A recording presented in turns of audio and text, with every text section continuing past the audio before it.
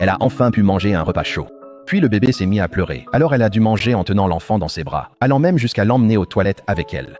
Son mari ne comprenait pas. Mary était mère au foyer à plein temps. Elle s'occupait de l'enfant toute la journée, faisait tout le ménage et devait aussi supporter ses plaintes constantes. En marchant dans la rue, elle regardait toutes les femmes bien habillées qui passaient et ressentait une pointe d'envie. Puis elle baissa les yeux sur les taches de ses propres vêtements, cracha rapidement dans sa main et essaya de les frotter pour les faire partir. Comme cela ne marchait pas, elle cacha les taches derrière son dos, observant les gens qui passaient en courant. Elle se souvint qu'elle avait autrefois été une belle mariée. Comment en était-elle arrivée là?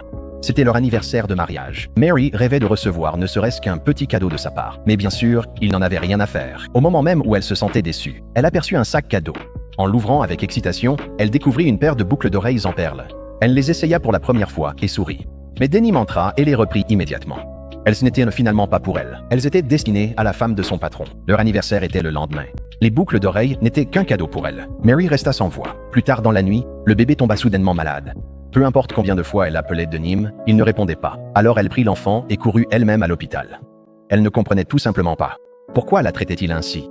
Lorsqu'elle rentra chez elle, il était déjà passé minuit. À ce moment-là, sa meilleure amie lui envoya une photo. Denim était avec une autre femme. Après cela, Denim lui envoya un message, disant qu'il ne rentrerait pas ce soir. Mary craqua enfin. Il la trompait vraiment. Ce qu'elle ne savait pas, c'est que Denim ne passait pas non plus une bonne soirée. Son patron avait atteint la limite de sa carte de crédit et l'avait violemment frappé. Humilié et épuisé, Denim s'est recroquevillé dans sa voiture pour la nuit, essayant de tenir bon pour sa famille. Puis Mary a appelé. Elle exigea des explications. Cette fois, Denim a craqué et a explosé. Désespérée, Mary jeta son alliance par la fenêtre. Il fit la même chose, mais quelque chose d'étrange se produisit. Les deux alliances se mirent à briller.